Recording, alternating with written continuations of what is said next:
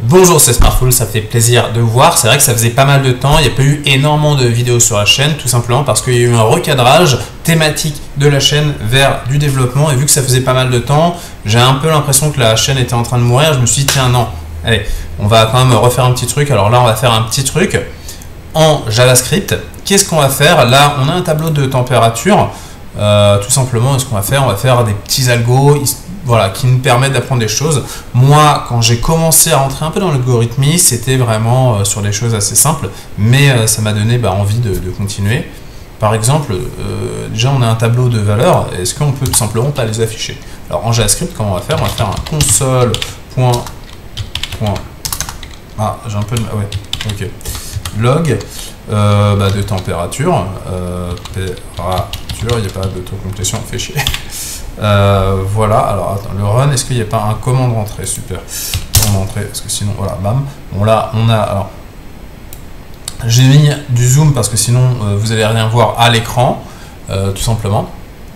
Donc là, ok, on a l'ensemble des valeurs, c'est super, cool. Bon, là, on a des températures. Donc maintenant, ce qu'on voudrait, c'est avoir, par exemple, le maximum et le minimum.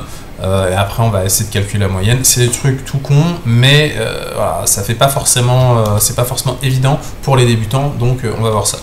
On va calculer le minimum, donc le const,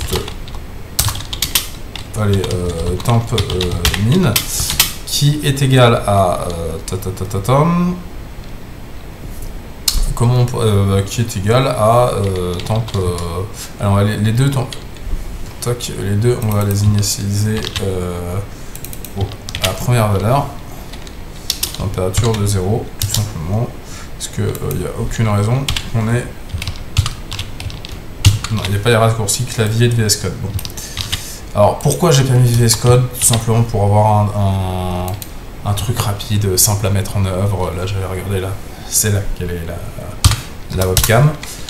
Maintenant, c'est vrai que c'est un peu plus facile de regarder dans les yeux, donc de vous regarder dans les yeux.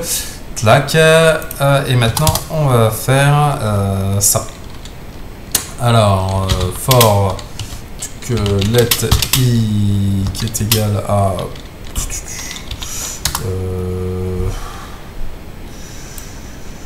qui est égal à 0. I est strictement inférieur. Est strictement inférieur à température. Oh merde. Allez, température.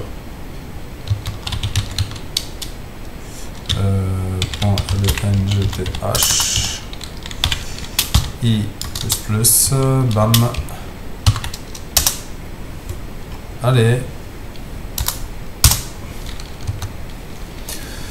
Et là, on va prendre.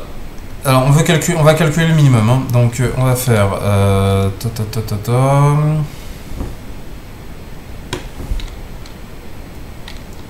On va parcourir chaque élément du tableau et on va dire si température de i. Alors si le minimum est inférieur à temp min. Pourquoi il me fait i? Temp min est égal à température de i. Alors tout simplement, alors, là je vous fais pas trop d'explications, mais en fait c'est assez intuitif. Moi, la première fois que je suis tombé là-dessus, c'était pas si intuitif que ça parce que bon, c'était il y a longtemps, mais bon voilà, c'est pas forcément si évident que ça. En gros, on parcourt le tableau. Ok, j'ai ma température minimum qui est initialisée à ça. Dès que j'ai une température inférieure, je mets à jour ma température minimum. Voilà. Et donc après ma température minimum, ce sera ça. Et dès que j'ai une température qui est inférieure à ça, donc là par exemple on a ça, tac, là ce sera mis à jour. Donc là, on a une température négative, mais elle n'est pas inférieure à -5,73. Et après, ça va se stabiliser, donc on aura notre température minimum. Bon. Et là, on va faire la même pour... Je suis sûr qu'on pourrait faire un petit pattern Mais bon, on va pas s'amuser à faire ça parce que ce serait chiant. On va faire la même avec le max, sauf que là, on va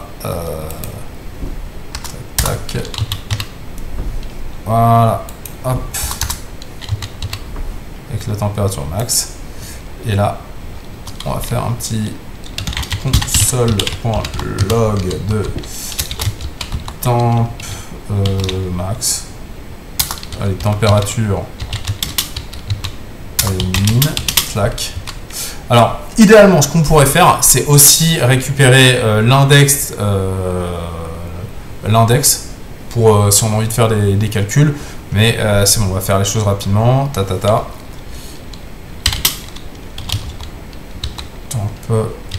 min, pam. Et là, on va faire la même pour le max. Donc là, on a un relevé de température. Et très rapidement, on est capable d'avoir le min et le max avec les algos là qu'on vient de mettre en œuvre. Bam. Et là, on va run ça. Pourquoi il est pas content là? Classe. Ouais, tac. Alors là, le gros carré noir, en fait, ça, j'utilise JS-Fiddle. Tac, je sais pas si on voit. Ouais, JS-Fiddle, tout simplement pour avoir un environnement JavaScript facile à mettre en œuvre. Attends, ça, je vais le commenter parce qu'on a déjà de température. Ça, c'était pour vous montrer comment on l'affichait. Paf. Ah,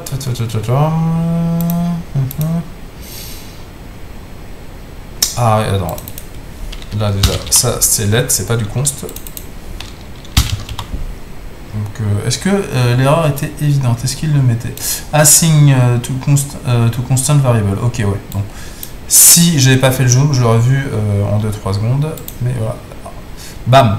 Ok, bah là c'est exactement ce qu'on a. On voit que ici, un vue d'œil, si on fait nous-mêmes le calcul, on a 28,79 pour la plus haute température et moins 5,73 degrés. Et là, on a le minimum et le maximum. On pourrait même faire le calcul. Allez, il y a combien de temps là?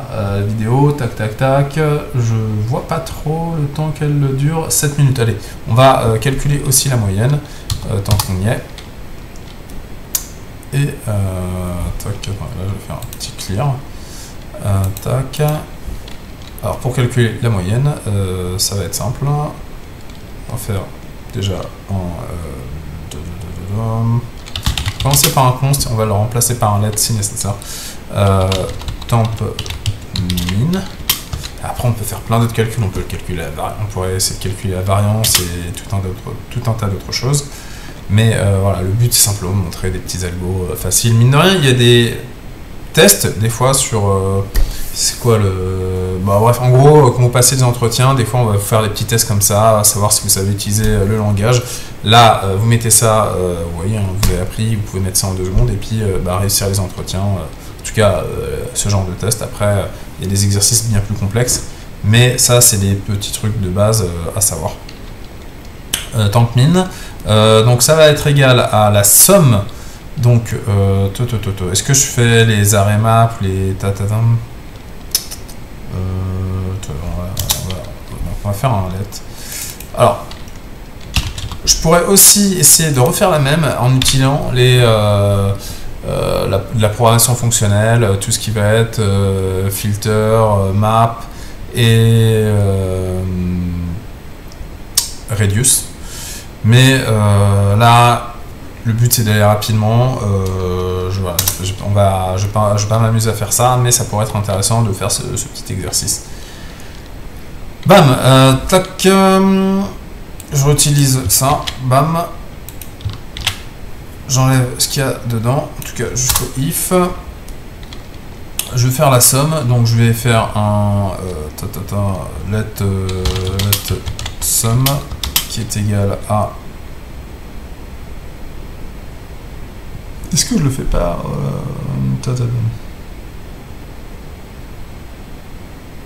Attends, non, je vais faire un let sum qui est plutôt en haut.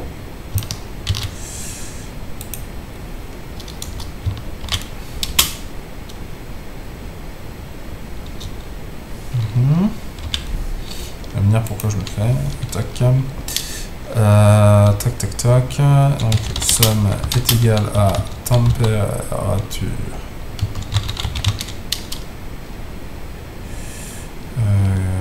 Alors est-ce que c'est commencé? Est-ce qu'on peut faire un plus égal? Tac.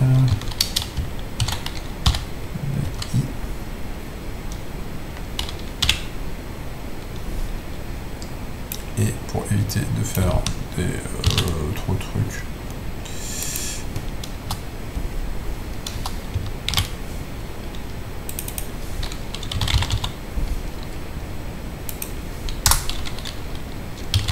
somme sur température length. Et là, on va faire un petit console log.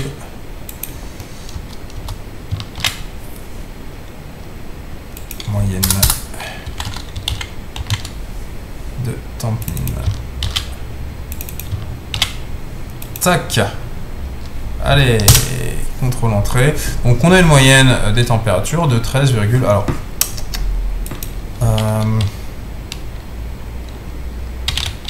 tout fixed 2. Il me semble que c'est ça. Hein.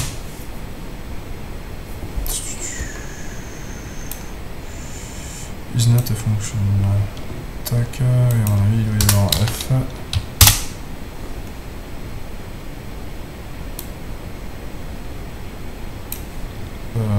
Qu'est-ce qui se passe là? Tout fixed.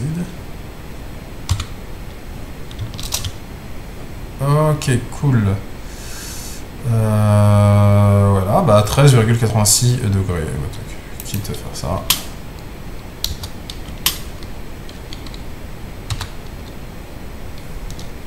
Degrés Celsius. Tac. Et ça, on va le rajouter à la fin de nos. Ah mince, attendez, je vais faire même tout le plus là parce que sinon ça va pas le faire.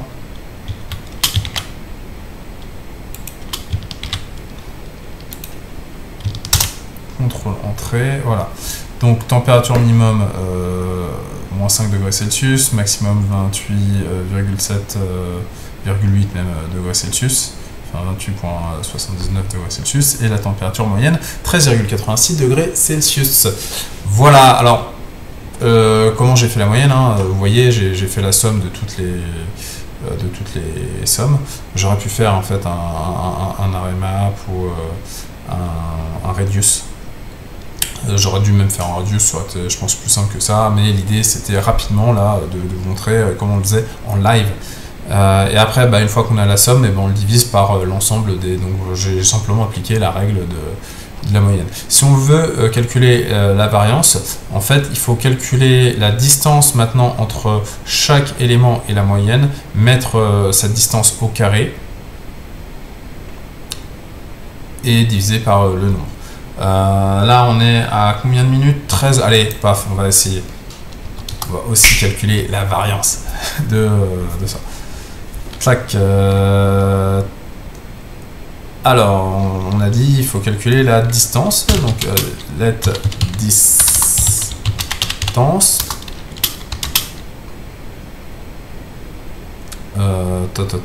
Let sum distance. Et c'est une distance qui sera mise au carré.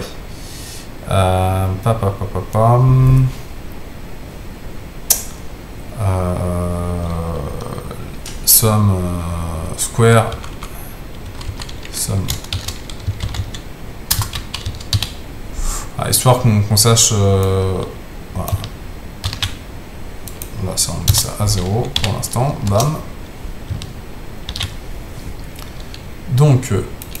C'est la. Alors.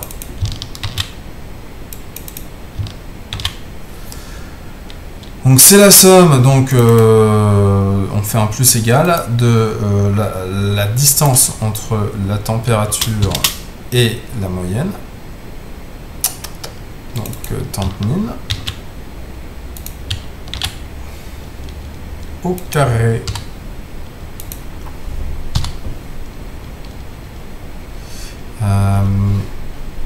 2 secondes. Donc, tac, là c'est bon, hein, ça tourne bien. Ouais, donc j'ai fait une petite pause pour tout vous dire, pour regarder, et quand on faisait au carré, en fait, il y a deux façons de le faire pour mettre au carré. Donc soit je vais faire un... bon là j'ai fait ça, mais c'est pas grave, je vais faire... Tac, je vais vous le montrer ici. Je fais un console.log de mat.po 5 au carré. Soit on fait ça, soit... Donc là, ou soit on fait console.log de 5. Voilà. Ça, c'est pour vous dire, donc il y a deux façons de le faire. Tac, comme on voit, hein, on a ça. Bon. C'est simple. Donc ça, pour vous dire que je vais faire ça parce que c'est plus concentré, d'accord. Donc là, on a sum square à la fin, et comme ici, on va faire temp const temp variance qui est égal à sum squared distance divisé par la longueur, enfin le nombre d'éléments. Très bien. Donc là on va avoir température. Voilà. Mais la variance, ça nous renseigne pas énormément parce que comme on l'a vu, les termes sont au carré. Et en fait, alors variance.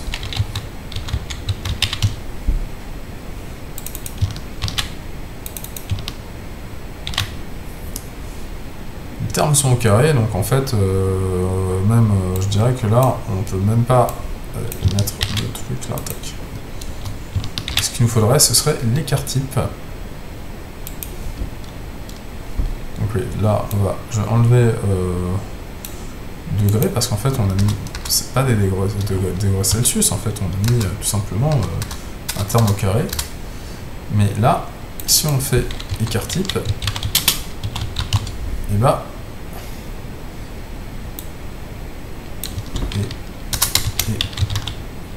écart type, là je vais vous le créer tout de suite. Const temp écart type est égal à mat.sqrt, donc ça c'est la racine carrée de temp variance. Bam. Et là, voilà, on va avoir l'écart type de notre distribution. Boum. Alors, vous voyez, hein, le 124 il veut pas dire grand chose. Et là on a l'écart type de notre distribution que j'aurais dû faire comme ici, hein, le toFixit 2 là. Tac. Je vais le faire pour les deux. Comme ça c'est plus clair. Et hop, voilà, donc le 124, qu'est-ce qui veut dire? Pas grand chose. Par contre le 11,18 degrés il nous dit beaucoup plus. Donc déjà on voit à peu près la distance qu'on a en fait dans notre distribution, hein, moins 5,73 degrés, 28,79 degrés pour le maximum en température de notre distribution, mais on veut avoir par rapport à la moyenne qui est de 13,86 degrés, quel est à peu près l'écart type. Voilà.